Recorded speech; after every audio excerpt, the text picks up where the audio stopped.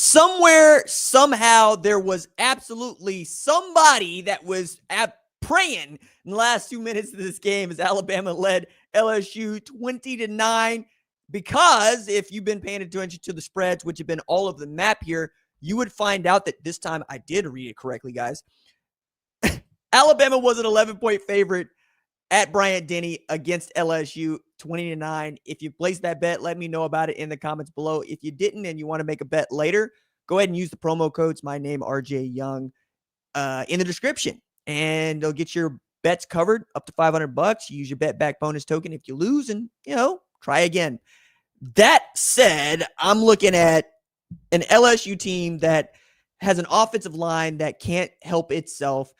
Benched Garrett Nussmeier for reasons that have everything to do with the offensive line, and I don't think enough to do with Garrett Nussmeier. You're bringing Michael Van Buren. Maybe you're expecting him to do something with his legs that you just haven't been able to do of late with Nussmeier, but you haven't had much of a run game to begin with, and then you're not be able to throw the ball, which is the thing that we all expected Garrett Nussmeier to be able to do coming into this season.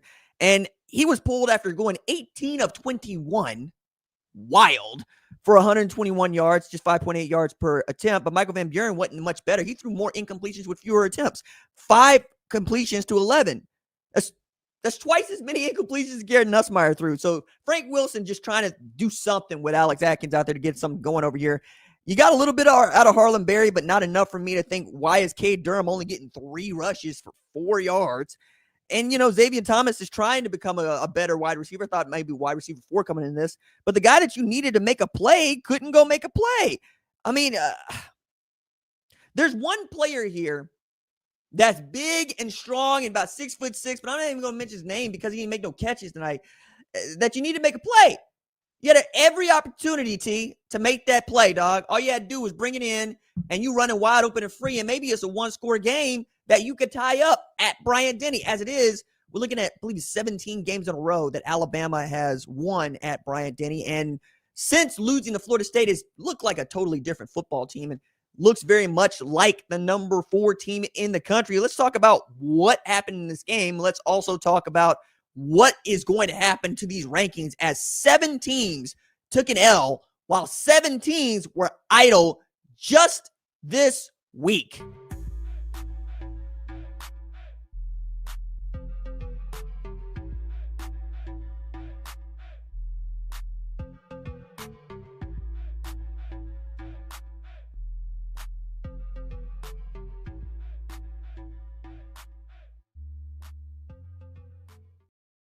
What's up, kinfolk? It's RJ Young. I am not on a step mill. If this is your first time watching Adapt and Respond, thank you for joining us here. We talk college football year round. If you're into that, go ahead and hit that subscribe button, like this video, and answer the question in the comments below. Did you expect Alabama to cover against LSU? And if you did not, tell me why. Because this is an Alabama team that had been playing very well. It's an LSU team that had been playing very badly offensively. You heard Sean McDonough waxing poetic about the Blake Baker defense, and I really think that Blake Baker should be the guy that everybody's looking for to be a head coach somewhere, maybe LSU, right? Or if you're Lane Kiffin, you're going to do everything you can if you get the job to keep Blake Baker on, is what I would think, because if you put Lane Kiffin's offense together with Blake Baker's defense, you might have the national championship team that you want just by changing up who's doing what down there in the Bayou. But that's if you're governor decides not to stick his nose in where it doesn't belong again with facts that he doesn't really know about the team. It feels like the LSU board of governors has kind of got board of supervisors has got this thing back to going, with Verge Osbury being the permanent LSU AD. And then you're going to go through your head coaching search. You got a permanent president that you came in from McNeese State, so understands what LSU is all about and how to steward the university. Now you got to fix the football program, which is the driving engine at any major university, but really at a place like LSU. And this is a game that is traditionally a really great rivalry. This is usually a matchup between top 5 opponents.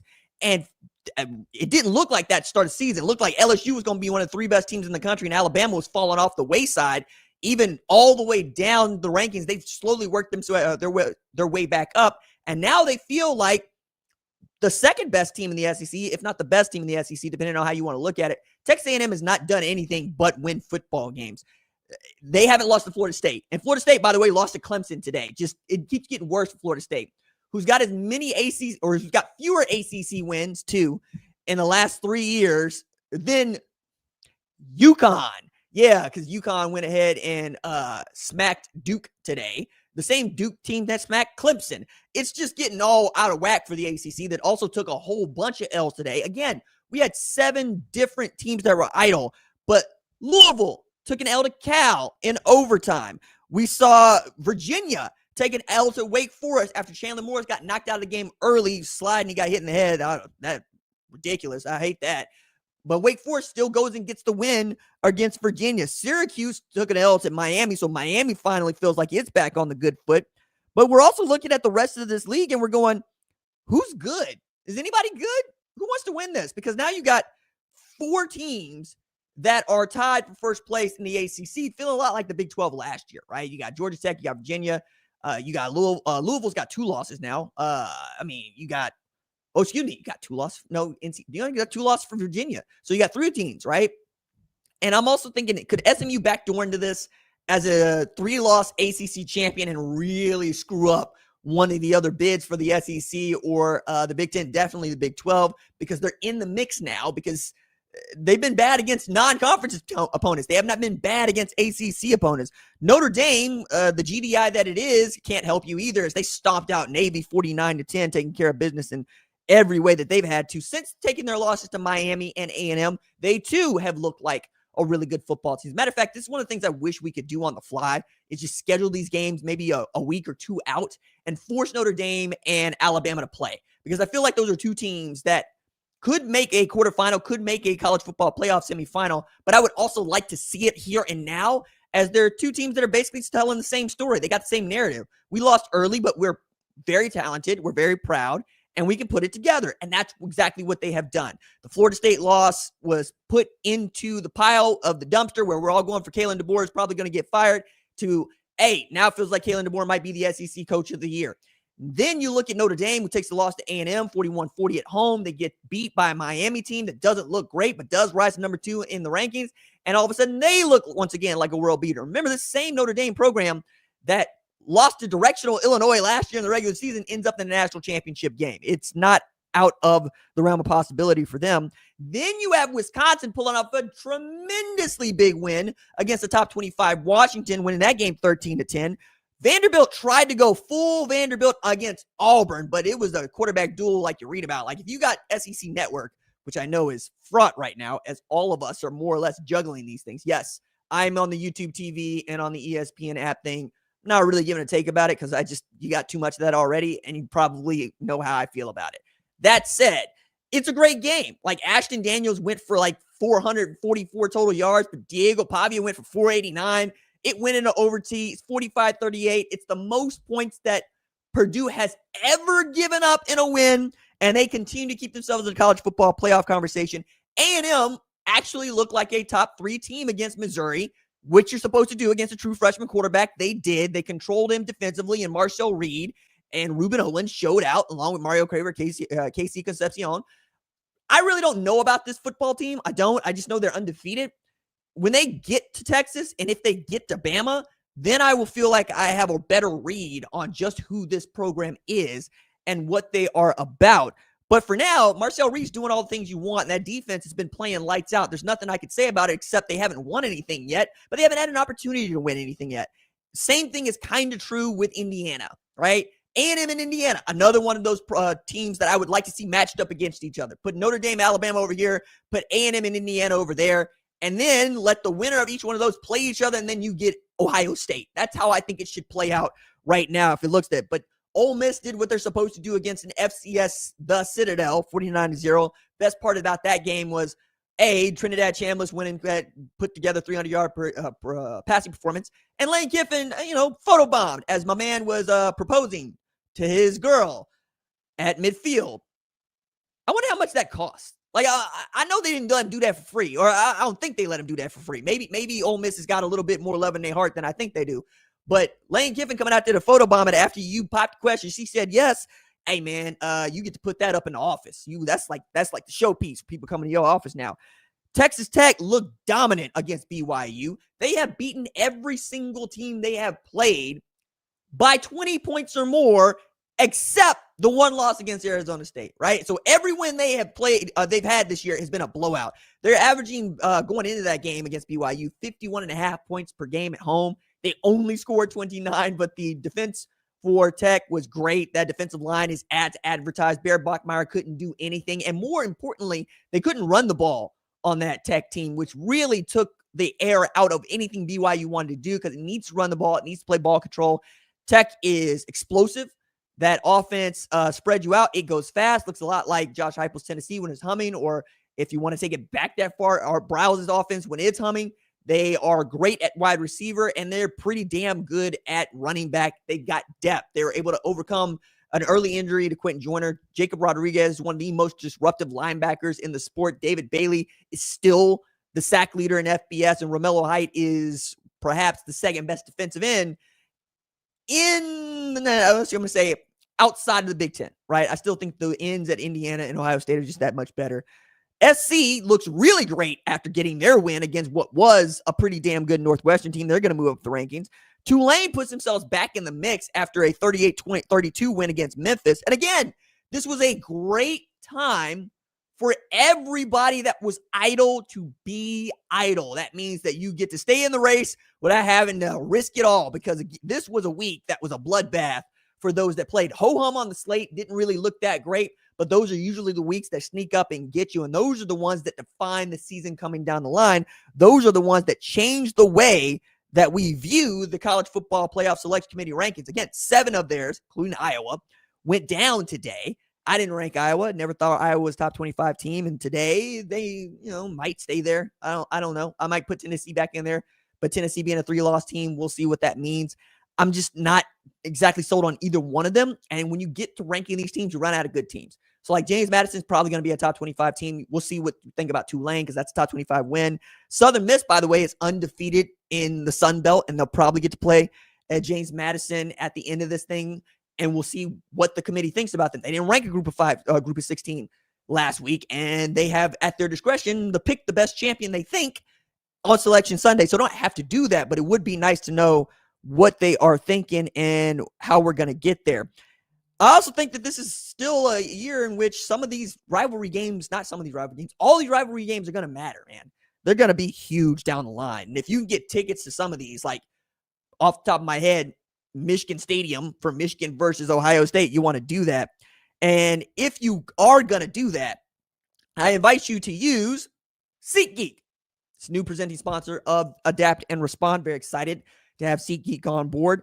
I used SeatGeek just the other day to purchase tickets to a Billie Eilish concert for my girls, my goddaughters, those are my girls, and their mom, so they can do that on her birthday. It's going to be cool. It's going to be okay. I like to do those sorts of things because, well, I'm a single black man of means now, so I get to be nice. And being nice means, give those seats away. And, thought about perhaps giving away a couple of tickets to Michigan, Ohio State. And if you think that's a good idea, tell me about it in the comments below. Got to figure out how I might do that as sweepstakes, because it's not going to cost anybody anything. We're just going to try to do a drawing of like the 142,000 people that subscribe to this channel or watch this show. As the numbers on this show aren't that great, we'll see how that changes if I start to, incorporate, perhaps buy this ticket there. And if you use SeatGeek and you use my code, which is ADAPT10 for 10% off the tickets, there's a link in the description below. There's a pinned comment there you can use. It'll apply that straight to your SeatGeek account, and you can use that on any one of the tickets you want. If it is Ohio State, Michigan, great. If it's a concert, even better. I attend a lot of live events, and being able to get good seats and or trust the third party is important, and they do a very good job at SeatGeek, and they're always trying to protect you with ways in which they can ensure that you're getting the best deal. Red dots mean bad, green dots mean good.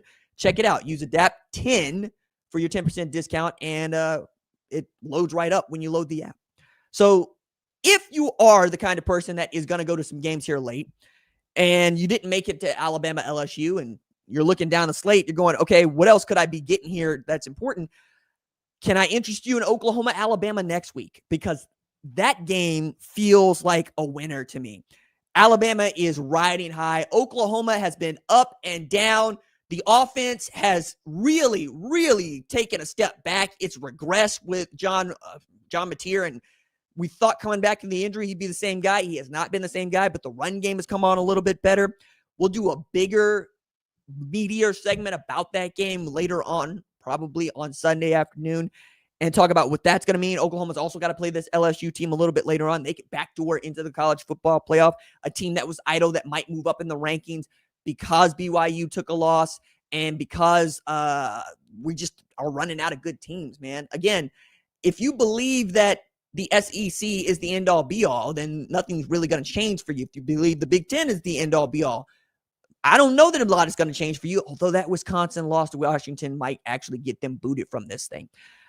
I'm more interested now in who's still got something to play for and who's playing spoiler, because right now it feels like everybody's on cruise control that's going to be in the college football playoff. This is for the argument that the games don't matter as much.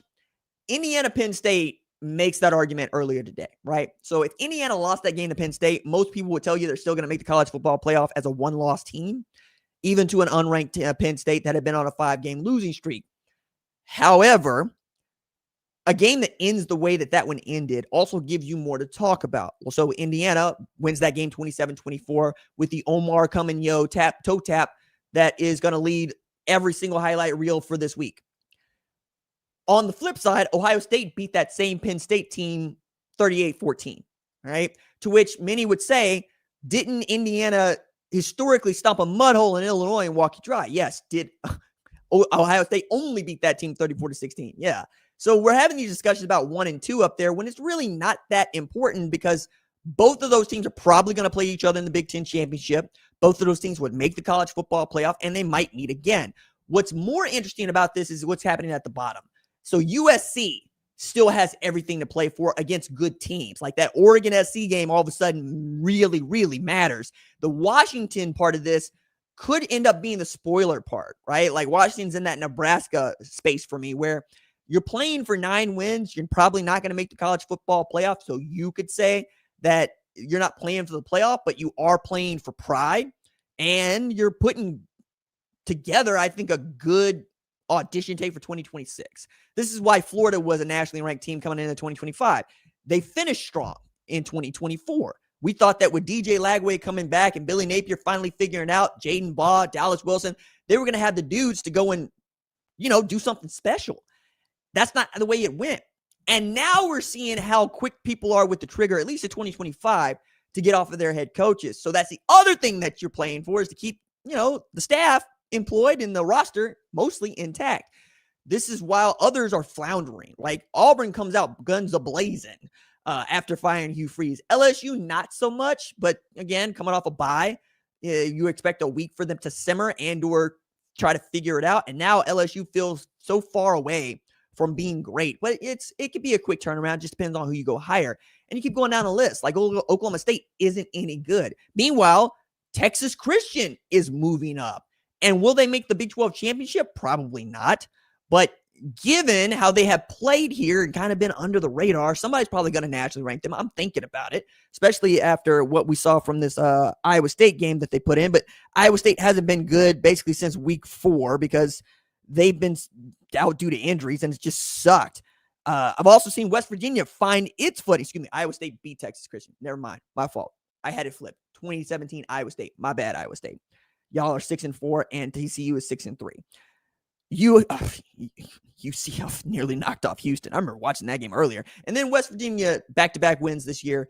Their second coming against Colorado, and Colorado is now officially not going bowling. They are 3-7. It is bad news down there right now. But Julian Lewis looked good, and what he was able to do, I thought, was a lot. Maybe you can figure it out defensively. Maybe you can get something like a run game going. It's better than it was last year. It's not good enough to win football games this year. And then there's other teams that I think we got to take into account that just didn't play this week, like Utah, for instance, right? They're lying in wait, hoping, praying that BYU and Texas Tech catch another L so they can slide off in there. Remember, Texas Tech was able to give Utah to 4.5 now, and BYU was able to give, them to how now. So they need somebody to help them out, but they could still maybe put together the kind of run that has at least people looking at them for the college football playoff. And if this team wins 10 games and doesn't make the playoff, it's just going to be c'est la vie, right? Because that's not what we think about the Big 10 or Big 12. We just don't think that two teams are good enough right now. We would put probably a fourth team in from the Big Ten and from the SEC with 3 losses. I think that's in the cards. I would like to think that if, say, Texas or Oklahoma were a 3-loss team, Vanderbilt were a 3-loss team, they might get the nudge over runner-up in the Big 12. But, the Big 12 would be like, yo, for what? For why? They didn't beat everybody they needed to beat, and we're just as deep. We're 16 teams, and we expect everybody in here to beat up on each other, and we play 9 conference games. They play 8. Probably goes that way for them. The one last thing I think I could take away from this weekend, honestly, with every bit, is that the sport still delivers, right? Like that. I feel like that's a positive way. That's kind of a ho-hum way. But when I see 7 teams in the top 25 take L's, ranked versus unranked, ranked to ranked, that's remarkable.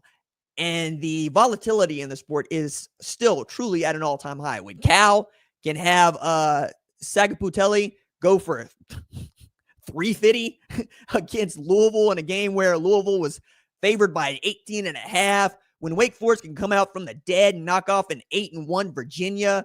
I mean, I love that stuff. I think that's what makes the sport great.